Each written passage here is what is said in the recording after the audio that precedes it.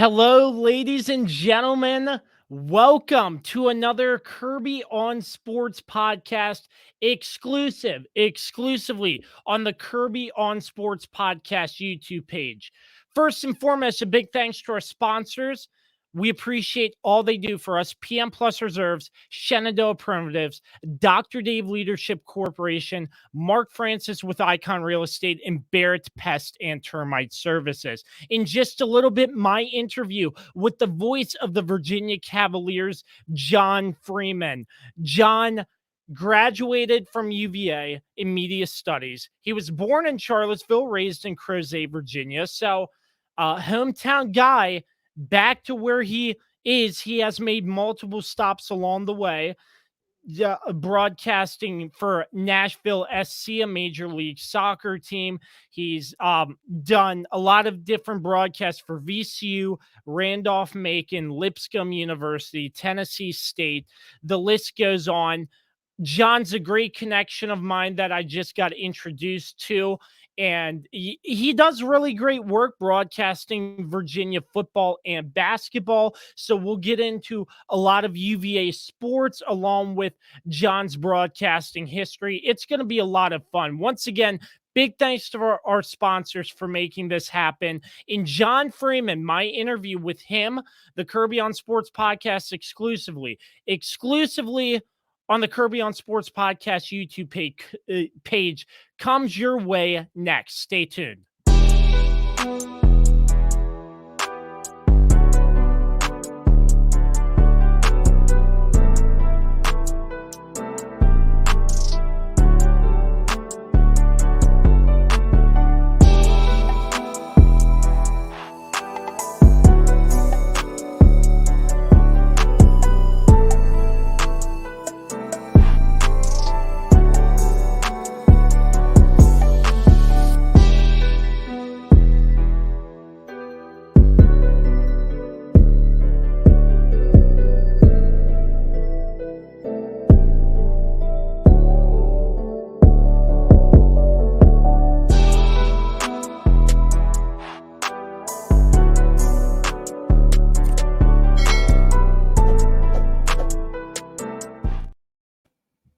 Once again, I'm Josh Kirby. This is a Kirby on Sports exclusively on the Kirby on Sports podcast YouTube page. You can also find us on all social media platforms and all streaming platforms, www.kirbyonsports.com.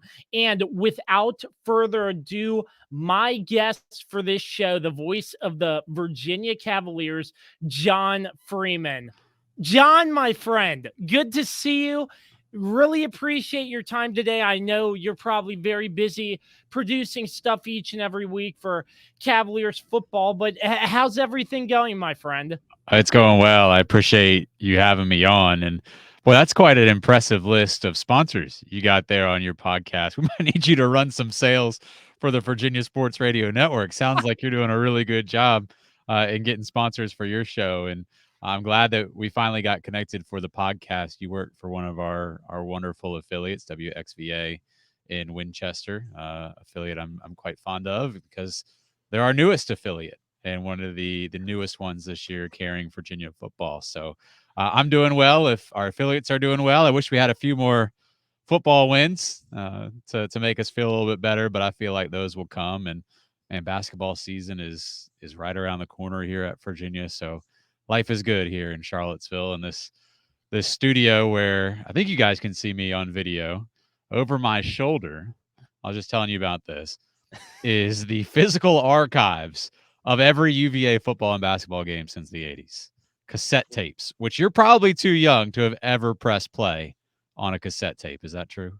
Well, I was the one back in the day where I had a big box TV, and I was that guy back in the day where I was religious about football. And if I missed a football game or anything, I was like, man, I can't believe I missed him. Back in the day, we had those VCR tapes, not cassette, but VCR.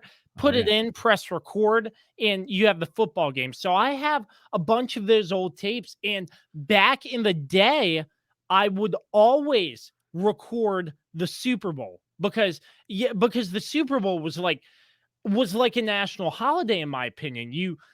I'd record the whole pregame show because that was like a lot of fun to hear everybody's analysis of each team throughout the season and then the actual game. So I had a tape for the pregame show and a tape for the actual Super Bowl. So I sort of had an archive of myself, but not really as much. But I do remember sticking on the topic of tapes here for a moment. I I was recording like what was a pretty big Washington then Redskins. I think it was a Okay. big Redskins game, and then Must I be the, old.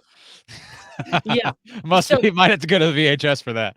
yeah, so I had that VHS, and then I was a big Scooby Doo fan back in the day. And Okay. don't knock me because the original Scooby Doos were great. And they had a 24-hour marathon running on Cartoon Network. So I was like, okay, let me record this. I'm just going to keep the TV on and press record.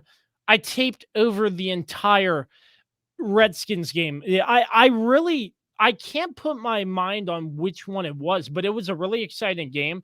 So I lost that for Scooby Doo cartoons. That's unfortunate. I imagine somebody somewhere has probably taped over a big Virginia sports game with who knows what on the radio. But I'm glad that we share the knowledge of pressing those two buttons, record and play at the same time to record what you're watching or listening to. It's crazy, man. Like kids get into this industry now and they don't even know how to burn a CD, like a CDR. Oh yeah. Everything they do is digital, and Oh yeah. I do digital now, and I think back to some of my predecessors in this job, and I'm in this studio that some legends of Virginia Sports Network broadcasting have worked in. Matt McDonald, Dave Kane, like this is a mini disc player, and they used to record interviews on mini discs, and then the mini Mhm. disc would have to get plugged into the soundboard and then fed like real time into the computer. So like if you had a 10-minute interview, you'd have to press play on the mini disc recorder and then hit record on your computer and let it go for 10 minutes just so you could digitalize the audio. Oh So my man, god. I am fortunate to have this job and the time I do because I don't know if I'd have enough hours in the day if I had to do stuff like that. Well, it's probably a lot easier now the way technology is. You can probably, with a press of a button on a computer or a Comrex, just record your entire broadcast digitally and your interviews. I mean, with the power of technology, cell phones have great microphones too. So it's like it's all there for you. It makes it so much easier than what you were talking about before. Yeah, and the technology's almost gotten too good because one of the big topics in broadcasting when COVID hit was, I wonder if we could just do this remotely and not travel our broadcasters. And for a while, broadcasters during COVID didn't go to games. And when I was broadcasting soccer in Nashville for a professional soccer franchise, we didn't travel for road games. And one of the great joys of this job here at Virginia is I travel with the team everywhere. It makes for a better broadcast. I'm aware that it also comes with more expenses in traveling your entire broadcast crew. But one of the rewarding parts of the job I have is, we're only on air for 2 hours, 2.5 hours for a basketball game, but I get 48 hours each game we travel to with the team. And the moments you spend in the airport and on the airplane and in the meal rooms and around the team and the student athletes and, exceptional coaches like Coach Bennett, the more rewarding the job is. So little of what makes this job so wonderful is actually the ability to show up and call the game. And so much more of it is all the people you get to experience along the way and all the hardships and high moments you get with that as well. So you mentioned that you and your broadcast team travel with the team. That sort of gives you more in-depth personality, I would say, because you're around the players. You probably can get some better insight instead of you flying or driving separately and just going to call the game. I agree. And it allows me to tell their stories on the broadcast more. Even for example, something small like I travel with the team to Duke, which is kind of silly. It's a 3.5 hour drive. Like I could have driven the day of, but I travel with the team just because I find it, more efficient for me and easier. And I like to be, in the hotel the night before a game as opposed to staying the night after a game. And, we get to Duke early because of the hurricane that was coming. The power goes out in the hotel, and there's some No, adversity I on that heard trip that story. I that I get heard to that tell story. across the air, and that's exclusive content to us. Our radio network was the only one that had that information. They didn't talk about it on TV. They didn't talk about it on the Duke broadcast. But if you listen to ours, you would have heard the Virginia story and maybe some interesting tidbits about the game. But another thing that traveling with the team does, is gives me a great amount of empathy and sympathy and respect and appreciation for the student athletes and what they go through. Most people, and I do this for non-Virginia sports. If you follow a team, so it sounds like you follow the Washington Commanders, like they just show up on your TV each week, Mhm. and they might be in Seattle or Texas, and you're in the same spot when you consume that game. And when you travel with the team, you realize all the hardships that come with being an athlete. So, for example, Duke, our game ends at like 11. We load up the buses at midnight and get home at 4 a.m. Me as an adult, I go to bed and I sleep in the next day.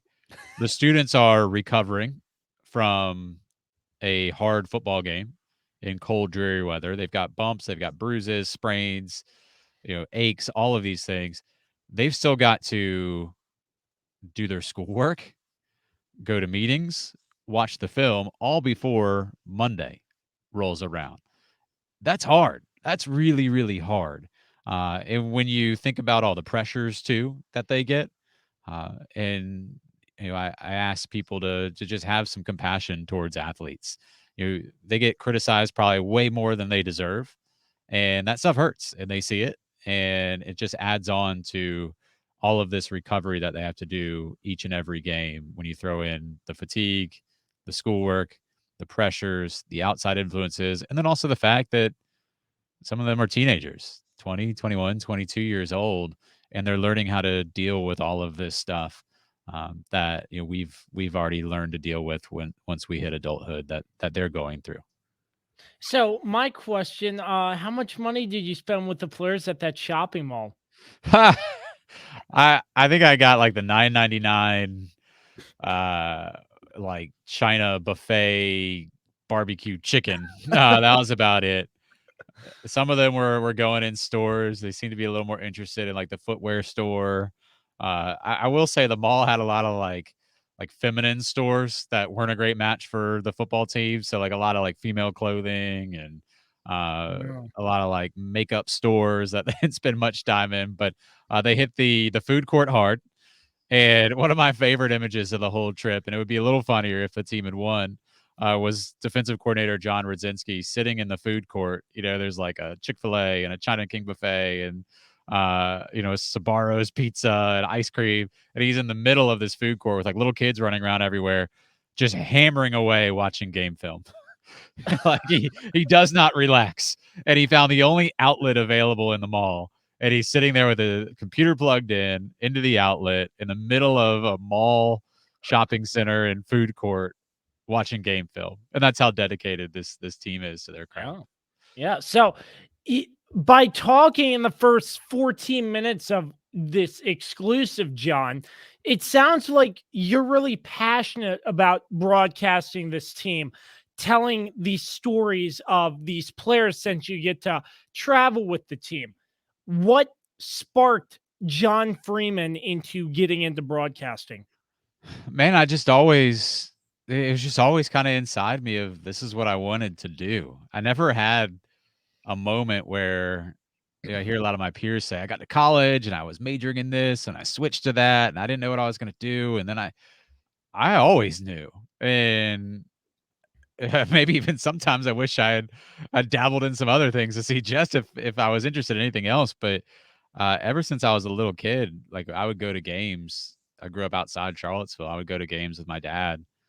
Women's basketball was a big one. So like we'd cross the train tracks and walk to U-Haul and go to games and men's basketball, football, all of it. We would go.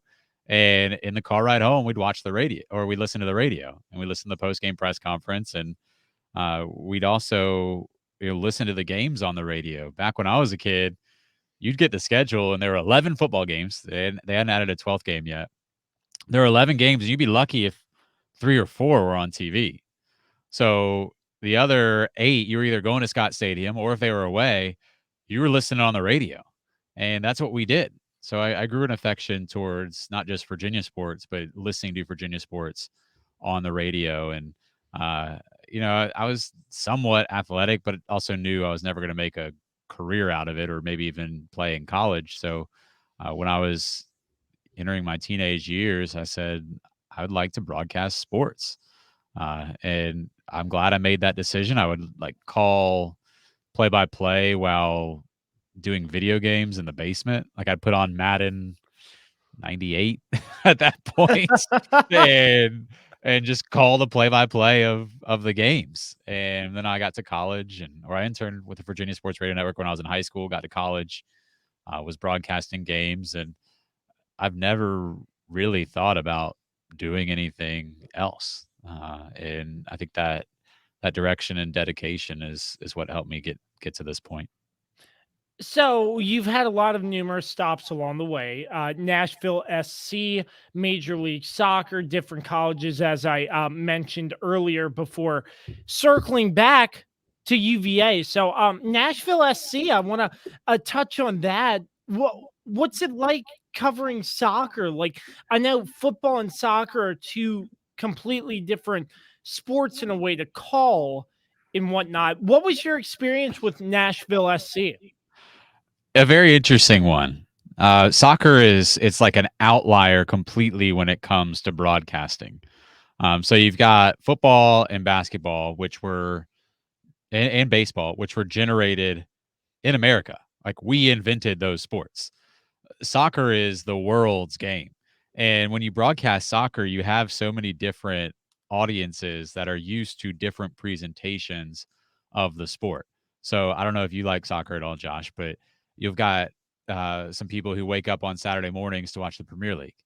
That's a totally different broadcast than what Hispanic people watch when they watch their soccer, where they might turn into Univision, listen to it in Spanish, and it's a way different broadcast than what you would see on an English broadcast when it comes to the Premier League. And then you've got young fans that are into soccer for the first time in their lives in America, and they've got a different viewpoint of how it should be. So when it comes to soccer, you have all these audiences that, say, maybe somebody who had a Spanish-speaking family member or household, they might grow up wanting a more emotive, faster rhythm, vocabulary, just verbal assault mode broadcast, as opposed to somebody who has only consumed English style broadcasts and wants something much more prophetic and scholarly and just more vocabulary rich broadcast. And then I'm an American who's stuck in between all of this broadcasting soccer. So I learned a lot from different styles in that sport. And to be honest, it's helped me in this current job. Everywhere I've gone in the past has helped me significantly in developing my style for University of Virginia football and basketball. Even little things. So you mentioned Tennessee State. I spent 2 years at Tennessee State, which is an HBCU, and had a great time there calling basketball, and would go to several of their football games. I wasn't on the football broadcast crew, but I went to some of their games, and they have one of the most fantastic bands in the entire country, as many HBCUs do. They called the AOB was their name, the Aristocrat of Bands. So they clearly didn't lack any confidence.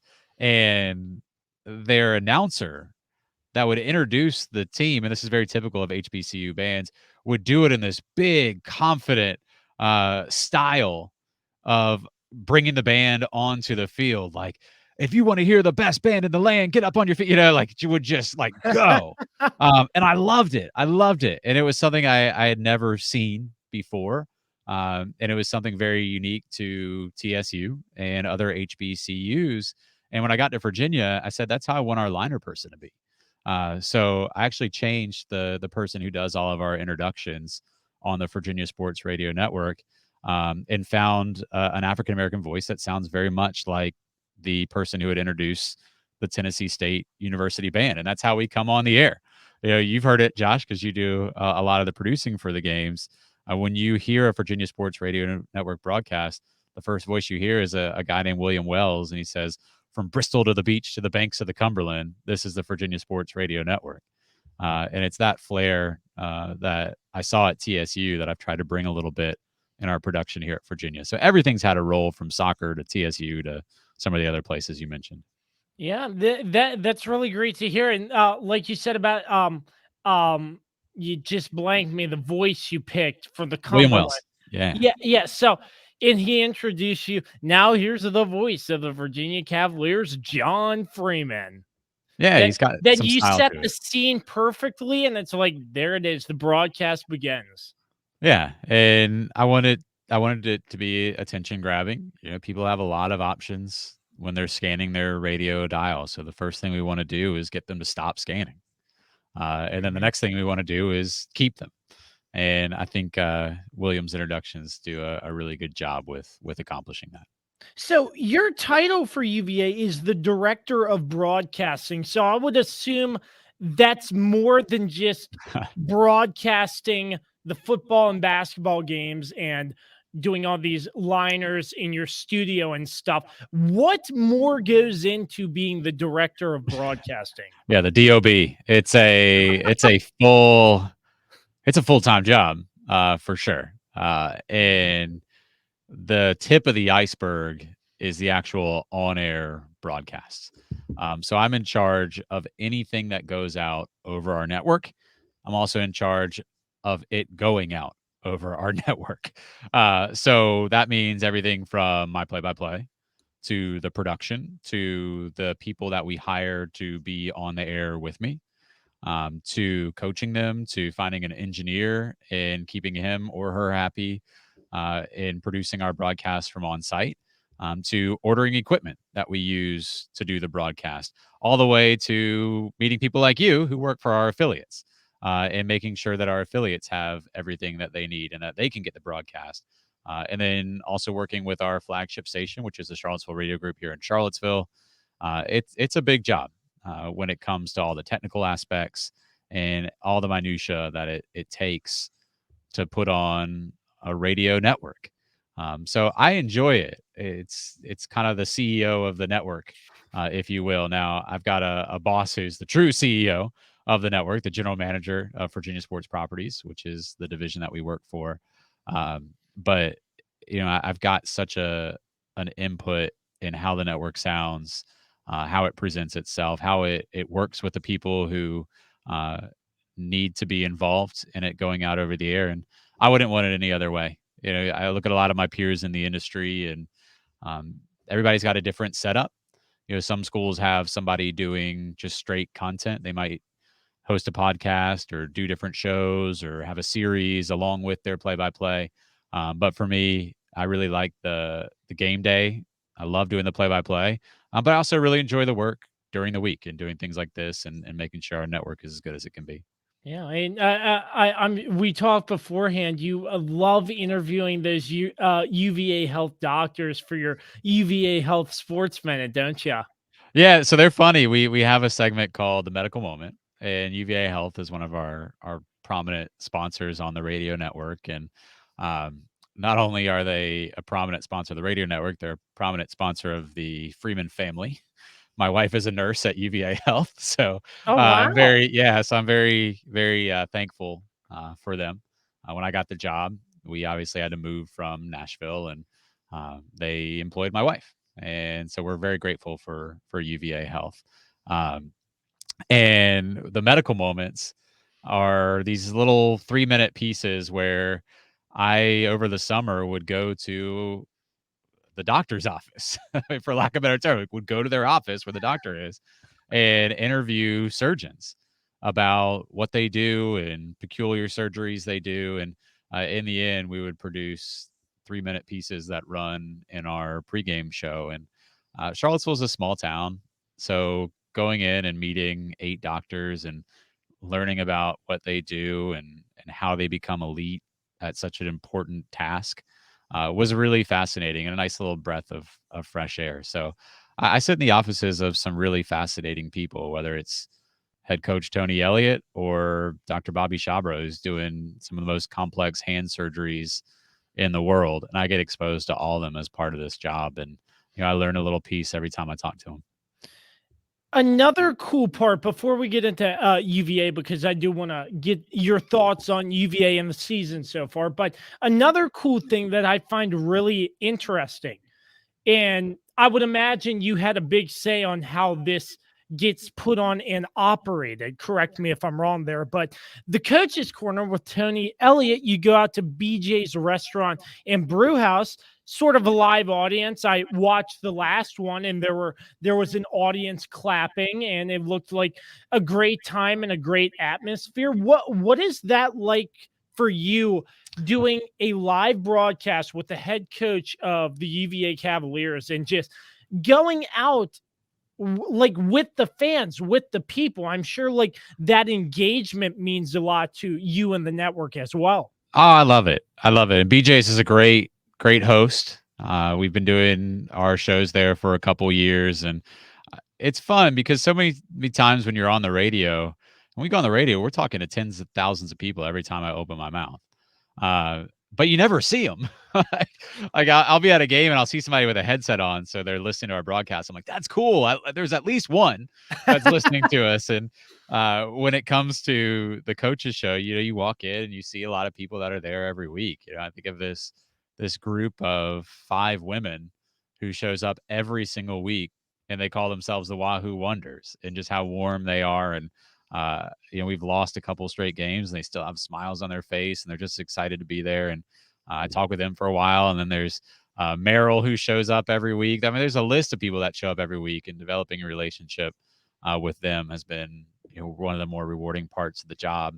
As far as hosting the show, I love doing it in front of a live audience. It's a little interesting because there's so many different audiences to that show. So we're on the Virginia Sports Radio Network, where they obviously can't see us. We're also on Facebook Live, where they can see us, and we're at a restaurant.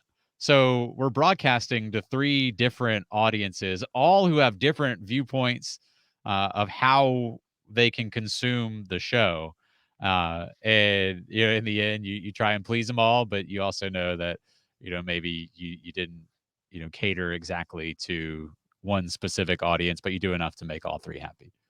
I'd say Tony Elliott too. Ever since he got the job as the Cavaliers head football coach, replacing Bronco Mendenhall, he seems like a very upbeat and positive head coach for this Cavaliers team. And watching the coach's corner and doing your interviews with Tony Elliott and his readers for the Virginia Sports Radio Network too, it just makes it seem like he's just all in.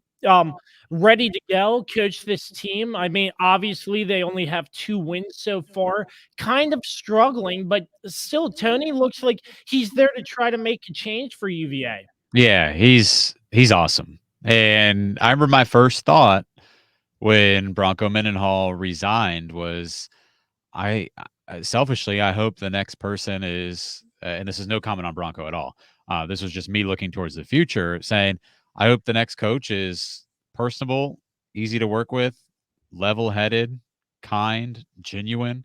And Tony Elliott checks all those boxes.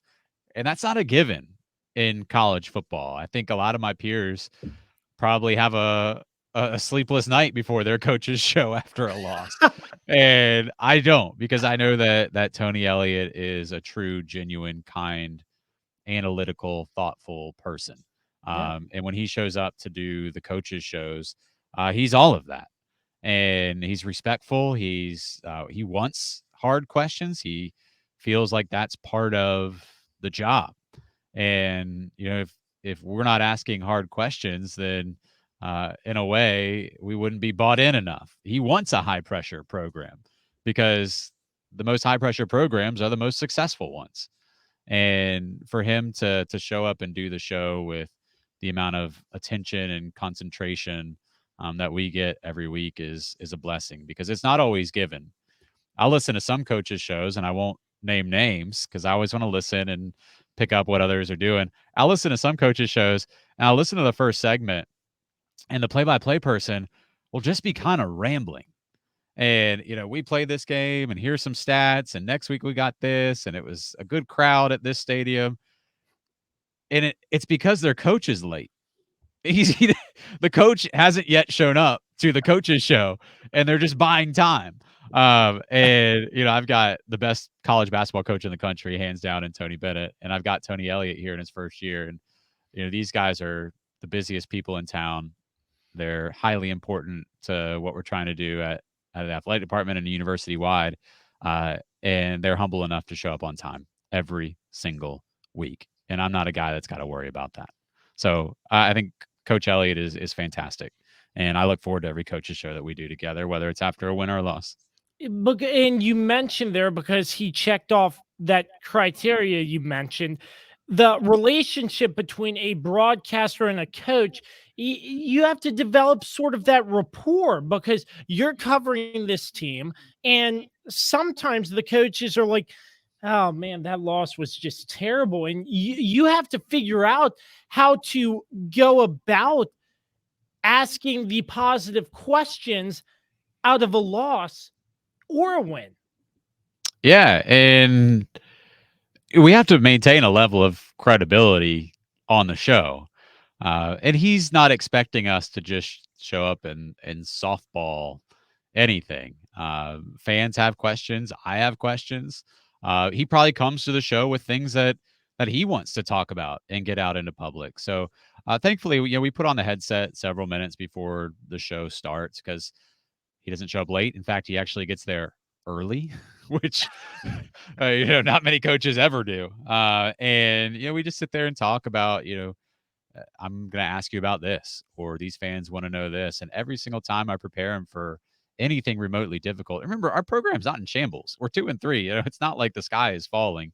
And we've got good players and a good plan and a good program and moving forward. But, we'll talk a little bit beforehand. I'll just say, here's some of the things that people are really curious about and kind of the fan narrative right now. And here's some questions. And he's like, oh, of course. Yeah, go for it. Nothing's out of bounds with him. He is incredibly transparent and honest. And I think that's one of the reasons why he was successful at Clemson, and one of the reasons why he's going to be so successful here.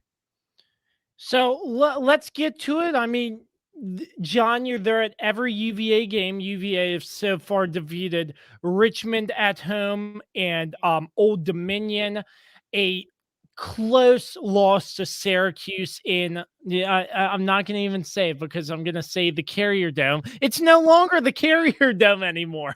And I heard you slip up on that one broadcast calling it the Carrier Dome. But besides the point there, and sort of an unfortunate loss to Duke there. Duke's looking pretty good in the ACC as well. But what have you and Covington made of this season so far up in the booth? What can you tell us about what you've seen, what you've liked, what you think UVA needs to improve on?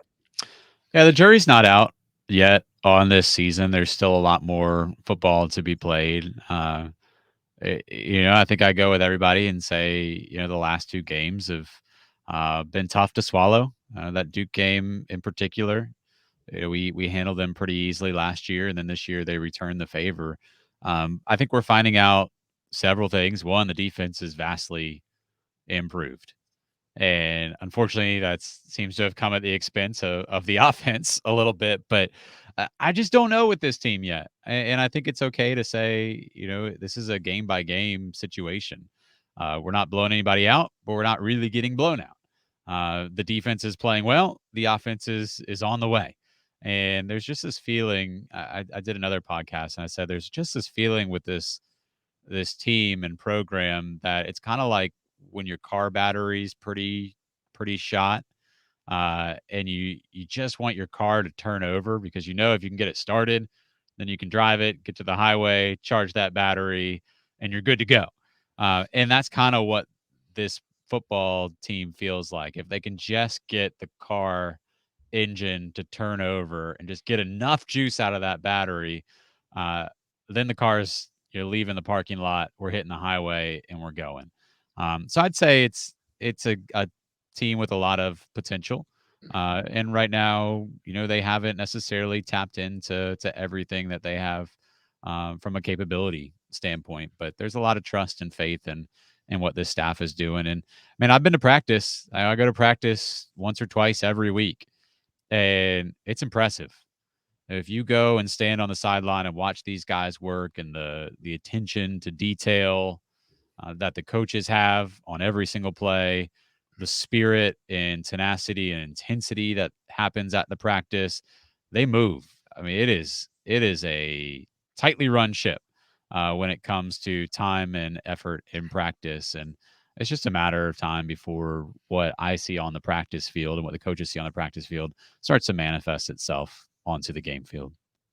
So, how have you liked quarterback Brennan Armstrong so far this season in his progression between week one and up to now? Hey, Brennan's looking better. It's so difficult to onboard a new offense. I don't know if you've ever done this in your life, Josh. I was giving somebody a comparison the other day. So, Brennan runs one offense last year under Robert and I. Now he's got a different offense under Des Kitchens. And remember, Brennan didn't make this choice. That was the staff transition. So he is a passenger when it comes to changing offenses. And I make this comparison to try and relate it to the real world. So say you're like the world's best employee and you're just killing it on your Mac computer at work. And you know where everything is on your Mac, and you know all the commands, and you know how to get, your Microsoft Word open, all these. And then the next day, your boss changes and hands you a Windows, and like everything's in a different spot. You don't know how, like, you can still type. You're still a good employee. You just don't know where everything is. And it's a learning curve, and you just got to sit there and make mistakes and just get used to it. And then you're going to be just as good on the new operating system as you were on the old one. And I think that's a little bit what Brennan is undergoing. And you think about all the pressures on a college athlete, NIL these days, and agents can contact them, and people, at tag him on Twitter, and like there's just so much on his plate on top of learning a new offense. And in college, you're limited a little bit to the amount of time that you can spend mastering it. There's caps on practice and meeting times and what you can do during the summer, and who's around during the summer, and how much live action you can have, and full pads and all these things that you might not get in an NFL system. And it's difficult, and I sympathize with him. And yeah, we're seeing progress, which is all we can hope for. But I think we also have to acknowledge the task and how difficult it is, essentially, to have a new operating system as a quarterback. That's a very good analogy there. I like that. Another name you throw out a lot on your broadcast is wide receiver Keaton Thompson. Tell us what you've seen out of him so far this season. Yeah, KT is a cool guy. I sat down with him in the preseason, and Bronco Mendenhall had this whole system where like the players had to earn their numbers. I don't know if you remember that at all. Like they would go through training camp without numbers, and then based on certain criteria, there was like an order to who got to pick their numbers. And I don't know what happened with KT, but when he came to Virginia, he ended up with 99, which is a really weird number for honestly anybody, and especially a wide receiver. And um, I remember talking to KT being like, "Are you 99?" He's like, "Yeah, it's different.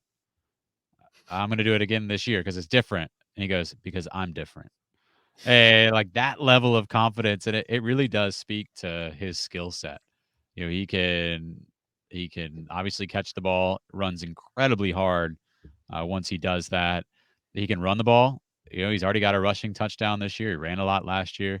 And then I do wonder, will he ever throw the ball? He was a quarterback at Mississippi State. Actually beat Lamar Jackson in a bowl as a starting quarterback, believe it Oh or not. wow. Yeah. And you think about KT's ability to do so many different things on a football field. He's a really special player.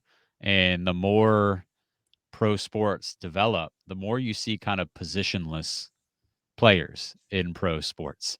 You're starting to see it a little bit in the NFL with like Debo Samuel and Cordarrelle Patterson, of guys that just play a lot of different roles and positions and are just football players.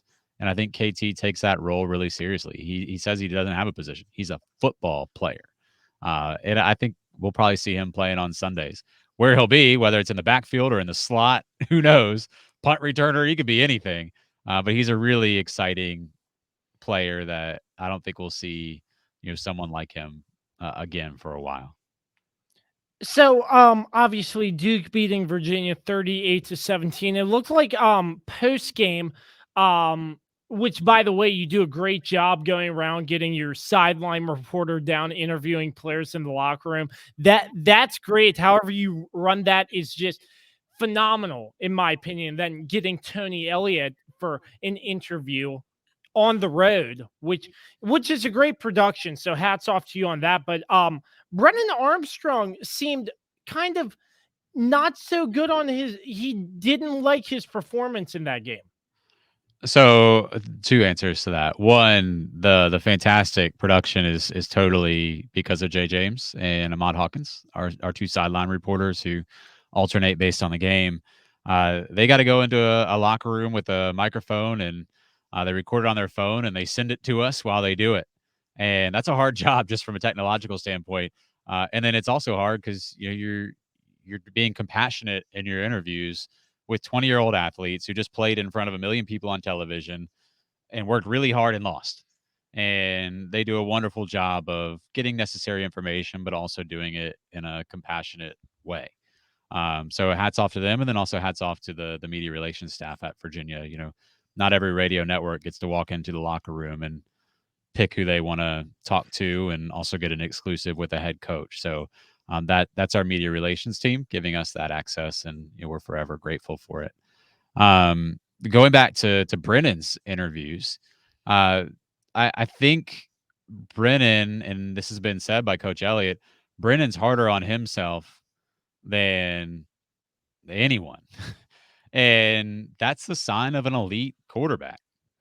If you listen to any elite athlete talk about how they played in a game, usually they're going to harp on, like LeBron might go 13 of 15 from the field and he's upset about the two he missed. And that's kind of how Brennan operates. He has the mindset of an elite athlete. And after every single game, whether he threw for 500 yards or 150, he's going to sit there and say, I could have done this better. I could have done that better. I could have led better. I could have hit this pass, or, called a timeout in that situation, or thrown the ball away. He has that hard drive in his mind that records everything. And when we talked to him in the post game, you could almost see him going through all the different plays in his mind and critiquing them harder than anyone. And I think it's great. He's super honest. He's incredibly transparent, and he doesn't hold back in those interviews. But the first person he always critiques is himself. And if I were a wide receiver, offensive lineman, that's a guy I'd play for, hands down. And after a loss, when we put a microphone in his face, he's courteous. He's blunt, and he says what he's thinking. And I really appreciate that, for sure. So looking ahead, the next matchup UVA has is Louisville. So that, along with the rest of the season, what are you looking forward to seeing out of this Virginia team that you might not have seen over these past 5 games? Yeah, they gotta play mistake free, and I know that's an ideal. It's not really an actual reality. No one plays mistake free. Even the best teams in the NFL are going to make mistakes in their games. But one of the big narratives coming into the last couple games has been turnovers and penalties, and those continue to plague Virginia. The talent is there, and we've seen them move the ball. The defense, other than a few drives against Duke, for the most of the season, has played really, really well. But one of the big detriments to this team has been them keeping care of the ball. They've turned the ball over almost more than any Power 5 team in the country, and they've turned the ball over in some key moments as well. The fumble against Duke on the kickoff return really changed the momentum of that game. And then the penalties. We saw a lot of just personal foul penalties, penalties on, going back to Syracuse, a penalty on a really big third down stop. And they just end up adding up when you're giving the other team yards, you're giving them fresh set of downs, or you're costing yourself a first down and some really good field position. So I think if this team can limit turnovers and penalties, boy, the results are going to be a lot better. And turnovers can cost you points and give points away, and penalties can really, really crush you and giving points away and not being able to score them yourself. So you eliminate those two, and you just let the talent shine through and not get pulled back by turnovers and penalties. I'm looking forward to a really good second half of the season here if they can eliminate those. Well, that was a great recap, UVA football, but that's not all you do, John. You, like you said before, you have I mean, the program's been kind of down, but yes, they won a national championship prior, but UVA basketball, and they have literally one of the best head coaches I have ever known in Tony Bennett. Like, hands down, he is a class act. And I believe it was this past year they played JMU and JMU beat them. In the press conference, he was just like all giving out, like, oh, hats off to them. They played really hard. It doesn't seem like win or loss. Tony Bennett takes away positives all the time from UVA basketball. Tony Bennett is just an exceptional person before he is a coach. And I remember when I got this job, and I'm fortunate enough to get a lot of time with him, traveling, coaches shows, and I get kind of the inside and seeing them practice and going to shoot arounds and all these things. And I remember people would ask me, like, is he really like what he is? You see a lot of college coaches and their demeanor on front of camera might be different than what they are at practice. And my answer is he's even better, off camera. I mean, he is as nice, as humble, as driven, as caring, as intelligent as he comes across. And he comes across as extremely, competent in all of those categories.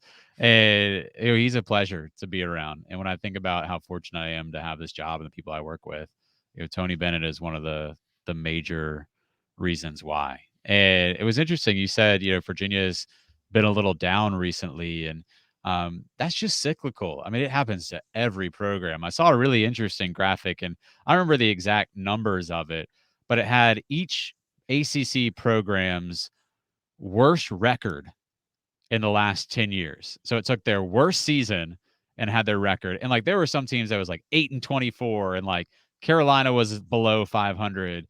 Duke had like a COVID year where I think they were right around 500. I mean, Georgia Tech, like 8 wins a season. There were just some crazy bad records. And every single ACC team had one. And then Virginia's worst was last year when they won what? Almost 20 games. They won, I don't remember the exact total. Went to the NIT, beat Duke on the road. Were top half of the ACC. And I think that's the sign of a really good coach is not just their ability to do it one year, but be consistently good year after year after year. And that's Virginia in a nutshell. This is a program that is so unbelievably consistent. And even on a down year, there's a lot of teams in the ACC that would look around and would love to accomplish what Virginia did in a quote down year last year. And then the last thing of what you said was the JMU game. Boy, we got some payback to have. They're coming to John Paul Jones Arena. Hats off to JMU. I've got a lot of friends who went to JMU. Our best friends in Nashville were our neighbors. They were JMU grads, and a lot of respect for that school. Great broadcasting school as well. Really good sports program. But man, I really want to win that game The because broadcasting there, yeah, great broadcasting school at JMU. Steve Buckhantz. Yeah. Former voice of the Washington Wizards. Great nursing school as well, which is really popular with my family. But when I look back at that game, like that was one hostile environment. They were saying some things to Tony Bennett that I didn't approve of, that he heard. And, it was a very hostile college basketball environment. And, the student section in the crowd was really on Virginia in that game, and they got what they wanted, which was a JMU win. But now maybe they've got to atone for that when they come to Charlottesville. So Tony Bennett being the competitor he is, I know he probably didn't forget about that stuff either. And all these guys are elite competitors. So I am specifically looking forward to that game in Charlottesville along with a bunch of others. So what was that like for the broadcast team? Because obviously UVA has John Paul Jones, which seats maybe I'd say, just throwing out a number here, A 16,000. little over 14. Yeah. 14? Yeah, so I'm close there. JMU's brand new Atlantic Union Bank Arena only sits 8,000, if I'm correct. So it looks nice. I've been there once. It's a brand new state-of-the-art facility, but it's a small arena for a pretty big campus in JMU. Is that sort of different in for the broadcast team, going from like a huge stadium like John Paul Jones with a lot of room to maybe not so much room at JMU? JMU was an awesome environment. I mean, it was cool. I mean, it was sold out. The arena is sparkling new, very modern, low hanging ceiling. The way it was built, everybody felt right on top of you. I love the way that they incorporated purple. It's such a unique color. You don't see a lot of purple college teams, and there's just purple everywhere. So you knew where you were for sure. Um, Sometimes the smallest arenas that are full are the loudest ones. I think back to 3 environments last year that we experienced on the road that stood out head and shoulders above all the others. JMU, Duke, and Virginia Tech at Castle Coliseum. All 3 of those places were spectacular environments. Deafening. I mean, absolutely deafening when it gets going in them. And none of those buildings are in the biggest ones that we played in last year. We played in some real cavernous places as well. So again, it's not really the design or the size of the arena that matters. It's, is it full, and are the people in it fully engaged?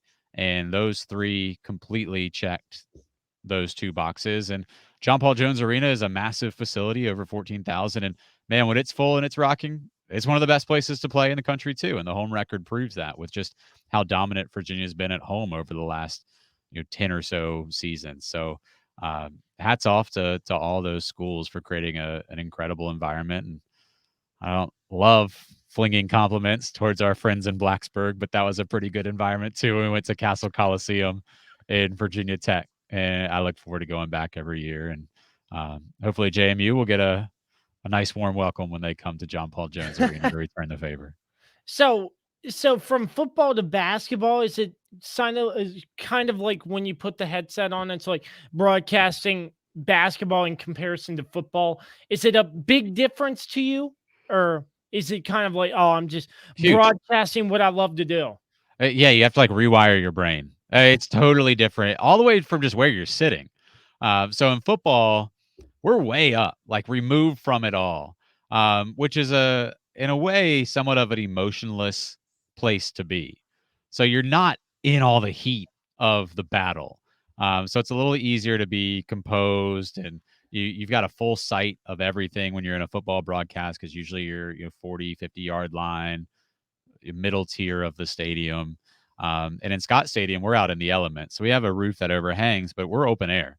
So if it's a cold game or a hot game, you're also battling temperature and broadcasting, what that does to your voice and your body as you're talking for 5 hours. In basketball, we're like right on the court, right next to the Virginia bench. So much so that during a lot of the game, if I hope you'll come to a game at JPJ, Josh, and see us as we broadcast, we are at the scorer's table right next to the Virginia bench, which is where Tony Bennett stands when his team is operating on offense or defense. So a lot of the times we'll be calling the play-by-play, and Tony Bennett will be blocking about 75% of my view. I cannot see anything happening inside the 3-point arc. And you just learn to get used to it. You'll see a lot of me like looking up actually at the video board even though the video board's, above me and the play that I'm looking at is 5 feet away from me, I can't see it. And there's no way my bald tail is going to tell Tony Bennett to move out of the way because I got a game to call. So it's just a different it's just a different setup. And then when you're in basketball, you're just so in it. Like the refs are right there. You like talk to the refs during the timeouts. Like Ted Valentine's the most talkative person I've ever talked to. And you talk to him during the timeouts, and the coaches are pounding the scoreboard or the scorer's table when they're upset about something. There might be a ball whizzing past your head, and you can just get so wrapped up in just all the commotion, emotion that you forget to be a composed broadcaster in a way that you don't really have to worry about with football. So it's a totally different just scene broadcasting the games. And then the terminology changes drastically. Um, the places on the court that you use to describe and how the ball moves and rebounds and how many different ways can you say rebound as opposed to, football, how many different ways can you say, runs left? And it's a challenge, but one that I absolutely love. Yeah. So in the ACC this year, do you see things sort of shifting since Coach K is now gone? Roy Williams has been 2 years removed. What are you seeing? I know it's early. This might be a loaded question, but what are you seeing in terms of movement? Do you think UVA could potentially have a better season? What are you seeing out of the ACC conference? I mean, the ACC never left, and that was the big myth last year. So remember when we started the season last year? Granted, ACC teams lost a lot of non-conference games, and there was a point where I think there was only one ranked team in the ACC. And everybody said, "Oh, this is a down year for the ACC. The SEC with all the NIL is starting to take over, and ACC is going to be different with Roy Williams gone." And everybody knows Coach K's leaving, and just like, what is the future of ACC basketball? And everybody was so down on the ACC, and then they got to the NCAA tournament, and the ACC just ran through everybody. So the ACC never left.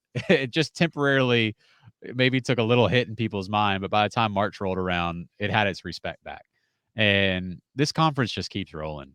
I mean, Hubert Davis is in his first year at Carolina. Oh, what are they going to do without Roy Williams? They're just going to go to the national championship. Oh, what's John Shire and Duke going to do without Coach K? They're just going to have the best recruiting class they've ever had. And when it comes to Virginia, I fully expect them to be right back in it. I saw an interesting article the other day, and I don't put a lot into preseason polls because it's a lot of, media just going off rosters and stats. And the preseason poll had moved Virginia significantly up, like 10 spots or something, I think to number 14 in their preseason poll. And I thought, like, well, nothing's changed. What do they have?